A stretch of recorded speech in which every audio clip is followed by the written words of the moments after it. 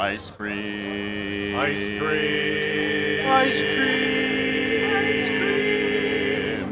Ice cream. Ice cream. Ice cream.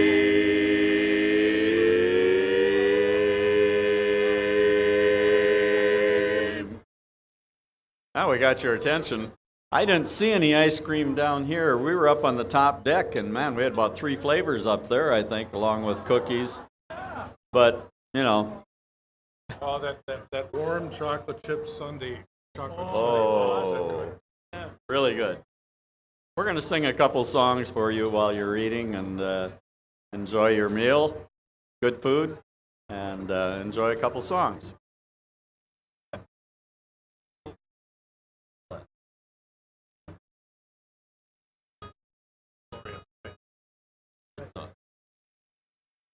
It's a glorious day, more than okay, and love makes me happy to say.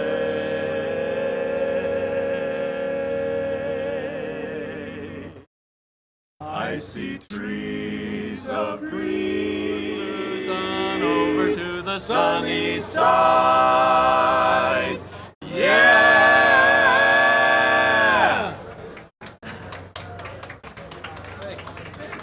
Thank you. Good night. Have a good evening. I tell them we're going to roam around if they want a song. Sure.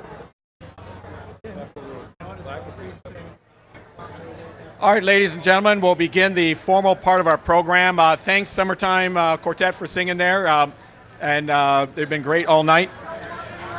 So I'd like to introduce our guest speaker, and then he'll give us a talk. Please make sure, especially if you're topside in the second deck there, if you can get around the TV screen, then you get a chance to go and see also Steve's presentation. And if not, you can certainly just listen to his words.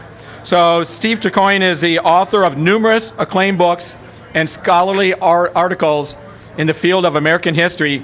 And Steve is pretty diverse.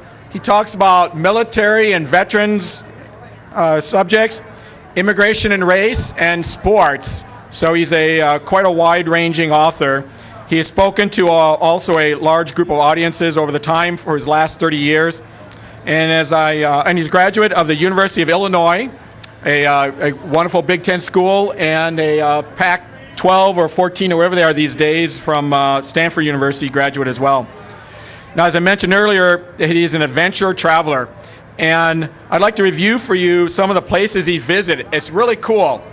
Turkmenistan, all these Stan countries. Uzbekistan, Kazakhstan, Xinjiang, Tibet, Nepal, coastal China, Indonesia, Eastern Europe, and much of Russia, including Siberia. So I think we're very thankful that he's back, although maybe Siberia isn't what it used to be in the Cold War.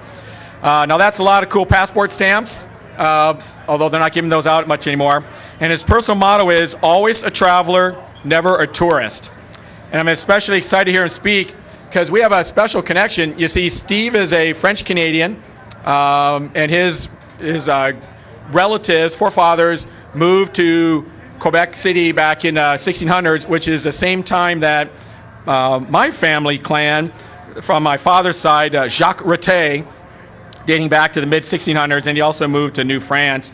The only difference is that Steve's family name hasn't changed that much over the years, and as for those who know me as Ratty and Ratet interchangeably, you know that we keep changing it on everybody. But that's kind of an inside joke for those who know my parents, Jim and Joan. So I'd like you all, though, to welcome today Steve to the podium.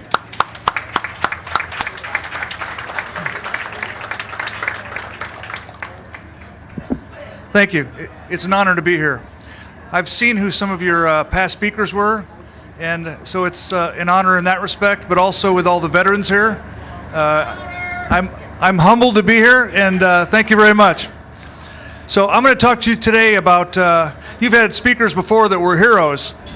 I'm going to talk to you about somebody that I've researched who is a hero, and it's appropriate with the POW-MIA flag.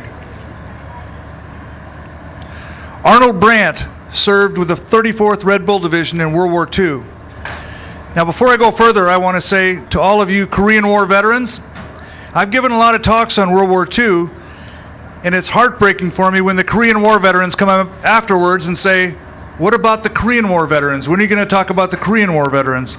So since I was given leeway on what to talk about, Arnold Brandt served in World War II and Korea, so I'm going to honor both wars and veterans of both wars. Do we have any Red Bull Division people here? Well, you're Minnesotans, so that's close. So the rise of fascism took place in the 20s and 30s. Arnold Brandt was born in Austin, Minnesota in 1913. So he was less than 10 years old when Mussolini came to power. So in the early 30s, Arnold Brandt joined the Minnesota National Guard. And here's a picture of him, First Sergeant Arnold Brandt. And there's a little blow-up of it. That's what we're going to talk about. I want you to remember him. We're honoring all of you here today, and we're honoring Arnold Brandt. He's the one on the far right here. Big guy, imposing presence, and a natural leader. This is another picture. Arnold on the left. I meet with a lot of families, and I often get pictures like this that have never been seen before outside of the family. And oftentimes even the family hasn't seen the pictures for a long time. So Arnold is promoted to Master Sergeant. He's inducted into the Federal Service when the Red Bulls were federalized in February 1941, months before Pearl Harbor. The United States knew they were going to war. He was commissioned to First Lieutenant at Fort Dix, and he was given command of Company D, the 135th Infantry Regiment, 34th Division. The Red Bulls were the first American division to go to Europe. They arrived in Northern Ireland in January 1942. This is a newspaper article from the Des Moines paper.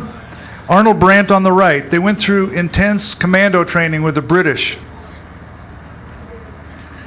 So I just want to put this up here. I think everybody knows the map, but sometimes you haven't looked at a map for a while.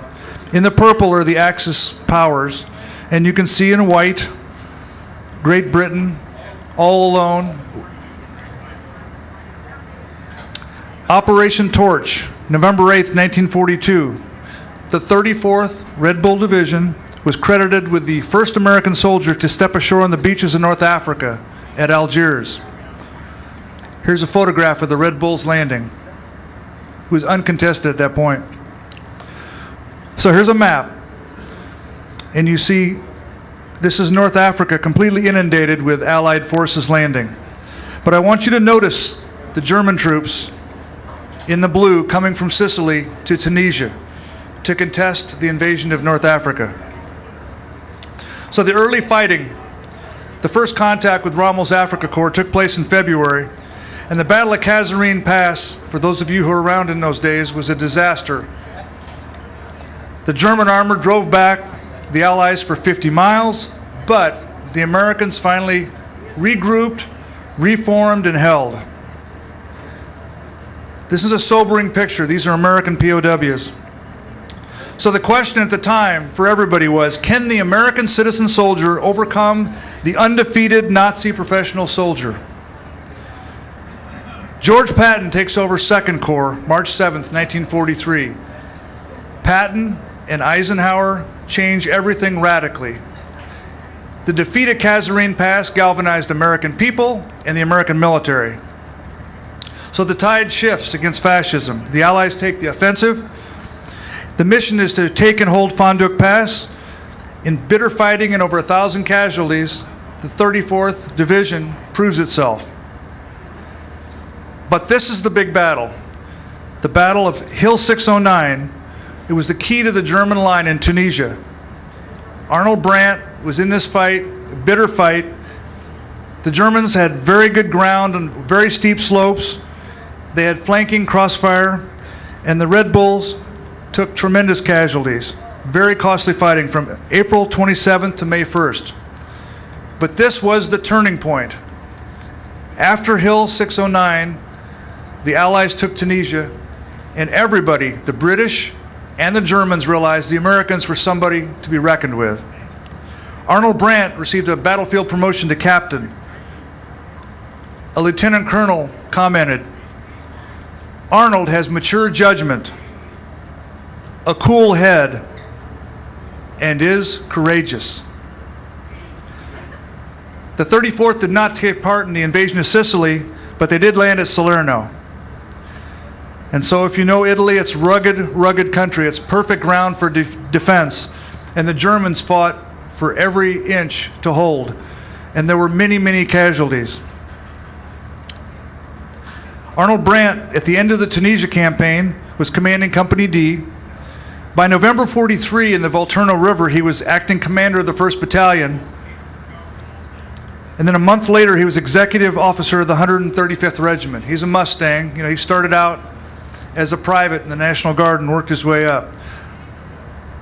Volturno River was a horrific fight. It's a winding river. They had to cross the Volturno 3 times, wading through the water in the face of fire, booby traps everywhere. Monte Cassino was worse. By January 1944, they were pushing the heights at Monte Cassino. I've been there. The abbey's rebuilt now, but it was horrible. Many, many died. Brandt's 135th Regiment fought through Monte Cassino, went to Anzio, and then when the Anzio breakout took place, they entered Rome June 4th. The 135th Regiment was proud to be the first American unit to enter Rome. He received a battlefield promotion to major. He also received the Bronze Star and the Purple Heart. So here's a picture of Monte Cassino. You can see there's almost nothing left. But from that high ground with the observers the Germans had there, they could bring artillery onto all the infantry of the Allies. I've never been on the receiving end of artillery, but I've never talked to anyone that said other than that it's terrifying. And you can see everything was destroyed. Attack, attack, attack is the motto of the 34th Division. 517 days of frontline combat.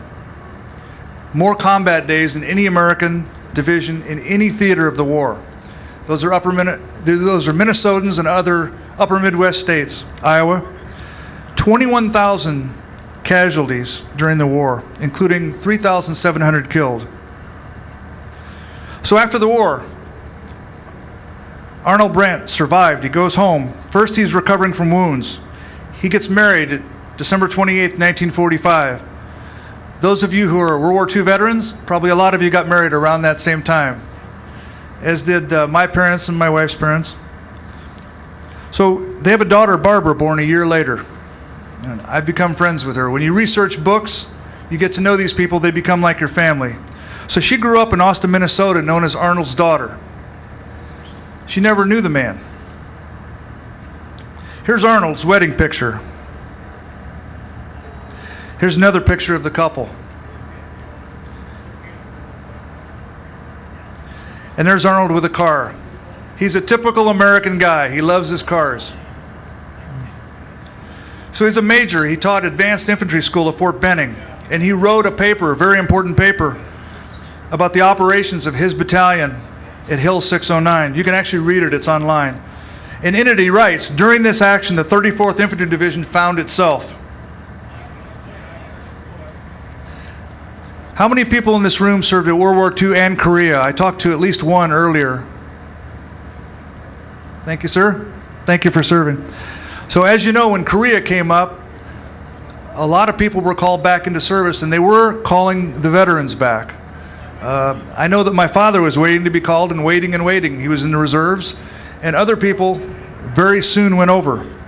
Arnold Brandt was first in the States. So in June 25th, 1950, North Korea invaded South Korea. And it wasn't until September that Brandt was sent to Korea to join what used to be KMAG, which became U.S. Military Advisory Group, and he got there in September. The same month that MacArthur pulled off the Incheon landing, and the 1st Marine Division on the other coast landed at Wonsan. There were only less than 450 American officers serving in the advisory group with the Koreans, the forces of the Republic of Korea. So just to give you some bearing, right now Korea is in the news a lot. If you haven't looked at a map lately, that's Korea on the lower right on the map. I'm sorry, that's Japan. just off the coast of Korea, and there's China just to the west. Everything is very close. When the North Koreans surprise invaded, they pushed the Allies and the Americans down to the Pusan perimeter, marked in red there. They held out at all cost until we could get other troops in from Japan and from the United States. So just to give you a sense, on the left, you see the initial invasion, June 25th, 1950, by the North Koreans. In the middle, the Pusan perimeter, which is all we had left. It was a toehold we had to have so we could bring troops in from Japan and the United States. And then MacArthur pulls off one of the great feats of his generalship. I'm not a big fan of MacArthur, but the Incheon landing was special. And then the big question becomes, when do you stop? And most of you, I think, know this story. They're driving to the Yalu River. I've interviewed a lot of Chosin Marines, and to give credit to the Marines, O.P. Smith with the Marines, with the 1st Marine Division, was a little concerned about this rush to the Yalu, and he was being more careful.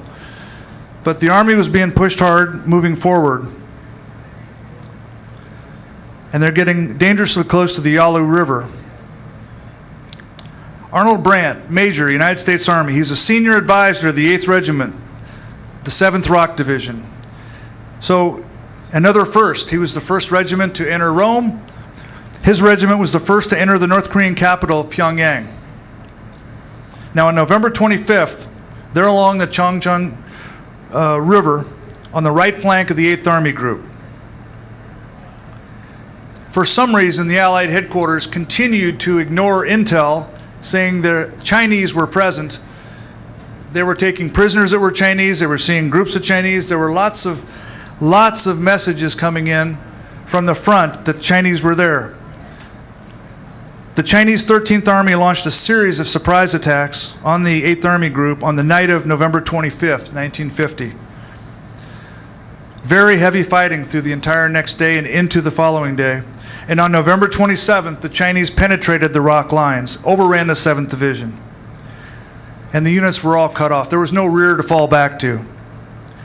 Let me read you the second Bronze Star Medal citation. Lieutenant Colonel Arnold Brandt performed meritorious service during the period 21 September to 27 November 1950. Upon the intervention of the Chinese Communist forces into the hostilities, Colonel Brandt immediately went to the frontline units to advise and assist company and battalion commanders in the defense of their sector. He continued his outstanding efforts until the preponderance of enemy broke through the friendly defense lines on November 27th. And since that date, has been missing in action. It's 1950. I want to show some images here. These are actually Chosin Marines here. That's a famous photo if you've seen it before. Bitterly cold that winter. Supplies low. Fatigue, far beyond fatigue. And here's one of those famous pictures with the 1,000-mile gaze. Beyond fatigue and so very cold. The Chinese recognized the POWs could be used as pawns, as did Stalin. So they developed 8 permanent POW camps along the Yalu. Brandt was in the valley, an infamous death camp. He survived. He was a solid guy, and he had a lot of stamina, a lot of strength. But there's a limit to anybody. They brought the survivors of the valley to Camp 5, and that's where Brandt ended up. Our American boys were starved, abused, interrogated, and indoctrinated. Gertrude Claus was the mother of Arnold Brandt. She tried every possible avenue to somehow get her son home. This woman was so impressive. She wouldn't stop. She contacted everyone to see who could get her son home or even find out what they could about her son. So she manages to get on the Welcome Travelers television show. They would bring on all kinds of people, one of the early talk shows. And she asked, "Can you help find my son? He's missing in action in Korea." So the producers of the show reviewed a number of prisoner of war photographs. They went to all the news photo agencies and did incredible research. And this is a newspaper photo, it's AP photo. They showed her a series of photos, and all of a sudden, Gertrude Clouds screams out, "My son! My son!" And she faints on television. And every newspaper in the country carried the incident. This is the photo she saw. Again, the Chinese were using these POWs as pawns. That's Arnold Brandt on the far right. These pictures, of course, were intended to show the POWs were okay. So they're staged photos, but nobody was doing well. This photo was released in February 1951. So the official report from the government was that he was a POW in Camp 5 on the Yalu. 17 soldiers attested to his death. So the U.S. Army placed his date of death as 30 June 1951. Malnutrition, dysentery, those were some of the causes of death, but everybody knew that they were also physical abuse and torture. He was a major in the United States Army, and they wanted information from him. In the red, you can see on this map in North Korea the scattering of POW camps the communists had. They were everywhere. This is a blow-up. You can see right under Chosan Valley Camp, and then to the left, down to the southwest, is Camp Number 5. Arnold Brandt is probably buried on a tributary of the Yalu that ran between Camp 5 and the burial ground. The POWs were too weak to climb the hill with the body, so they buried it as best they could near the water's edge. They didn't have tools to bury him with. They didn't have the strength to carry him or to bury him. There likely are no earthly remains to be recovered. But there's a big question. Is he really there? Did he really die there? Nobody is sure. Arnold's mother, Gertrude, died in 1983. She spent 30 years trying to get information on her son. And the little baby that they had, that Arnold only saw briefly, Barbara Brandt is now in her 60s.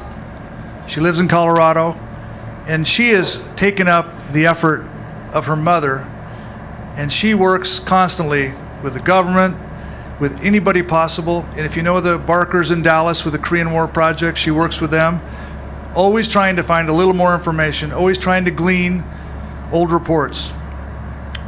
There was a list received in June 24th, 1992, when Russia opened up its archives for a time.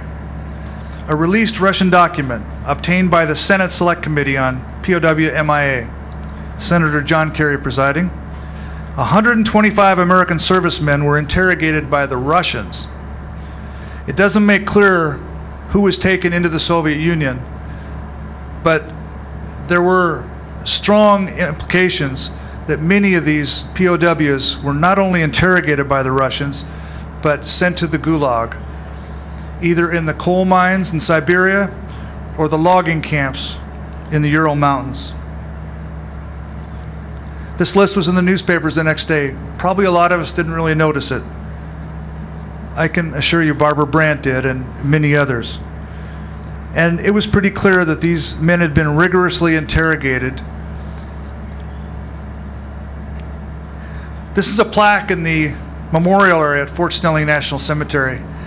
I've spent over a decade studying the stories behind the white stones.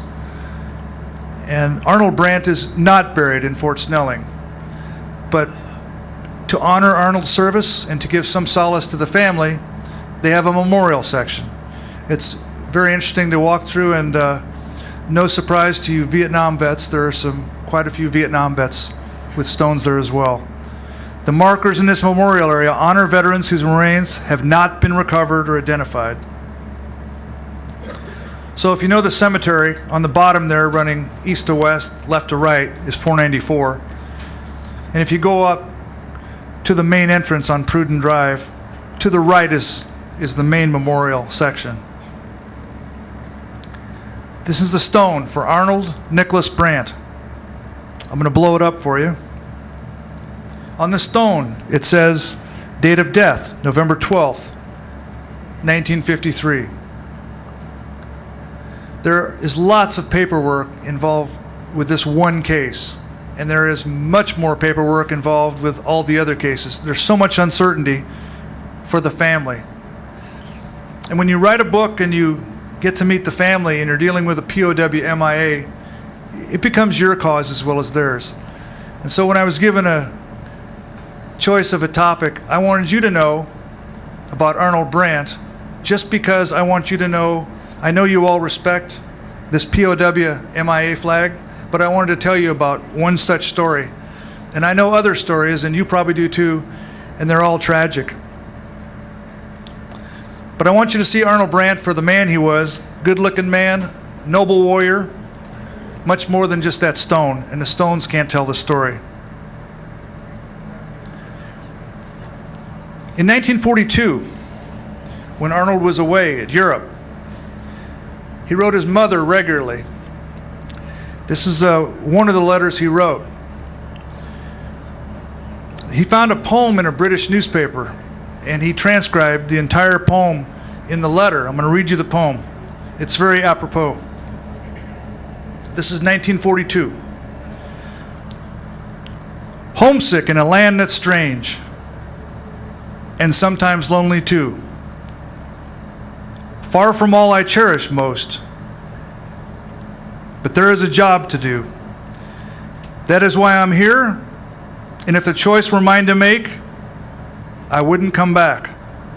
No, not yet, for something is at stake. Something we must fight to keep and die for willingly. That dear, that sweet, that precious thing men call liberty. And so until the battle is won, an exile I must be, but just one little thing I ask, that you remember me. Arnold Brandt, he deserves to be remembered, as do all MIAs. Here are the statistics. 7,740 remain unaccounted for. That's a lot of anguish, and they need to come home. Of course, our relationship isn't very good right now with North Korea. But the best we can do as citizens is to remember these people and honor their name and their memory. So on behalf of Barbara Brandt, I thank you. She'll be watching this video later. Thank you very much.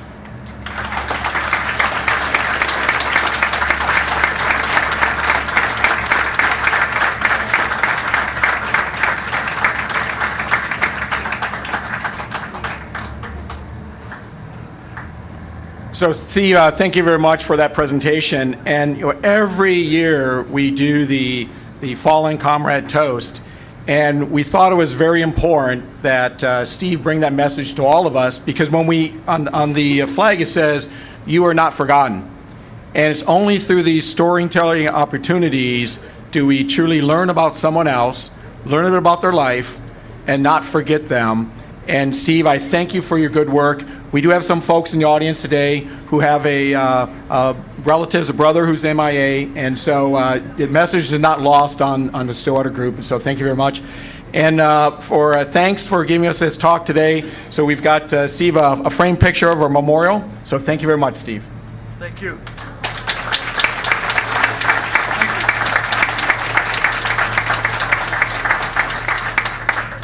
See, where's Court? All right, Court will come up here now and give you a little bit of information, what's left about our silent auction. Thank you, Dave. I'm Court Moline, for those of you that don't know me, coordinating the silent auction tonight. I'll give just a 2-minute warning right now. If you're interested in bidding on any other items tonight, go up there now, place your bids. I'll be back shortly to announce the winners, and then you can pick up your items. A special feature we have this year, for anybody that places a bid, you can be entered into a drawing for 4 tickets to the Minnesota Renaissance Festival. That'll be a drawing that we do after the silent auction is complete, and I'll announce those winners in just a few minutes also. So 2 minutes, go up, place your bids, and I'll be back shortly. Thank you. Okay, I want to give the closing remarks, which gives you a chance to kind of close out the evening and then head over, do any chatting you'd like to do with your neighbors upstairs. Take in the top side. Our good Captain Danny Trudeau is doing a couple pirouettes here to allow you a chance to see the area before we land here in just a few minutes. So again, thank you all for being here with us tonight, and I trust you found the food delicious. I certainly did.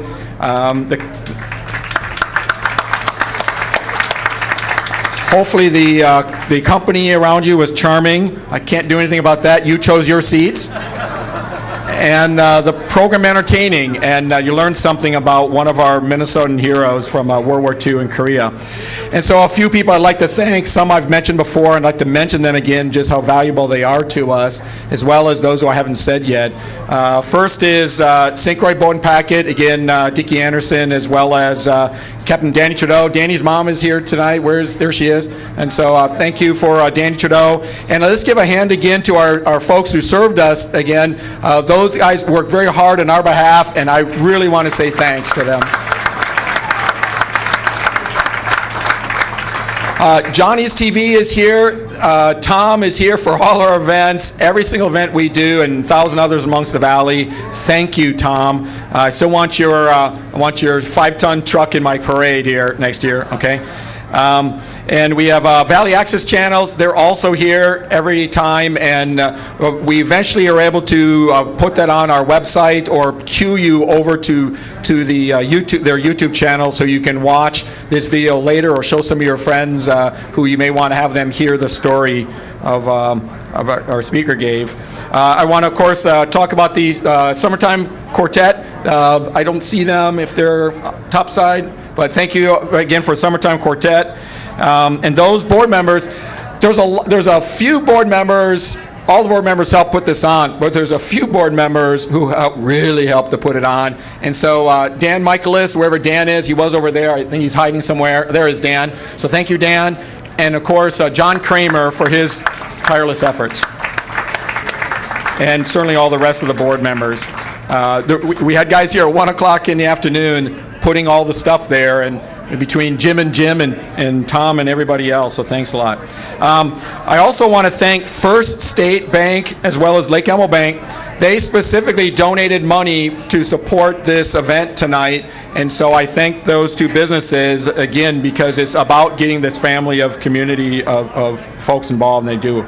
So that's about it. So our goal is to provide you quality programming, to keep the site up and running, and to make it honorable to those that have come both now and now and forever. So that's our mission, that's our charter, and hopefully we've done that. So once again, we're closing out the auction.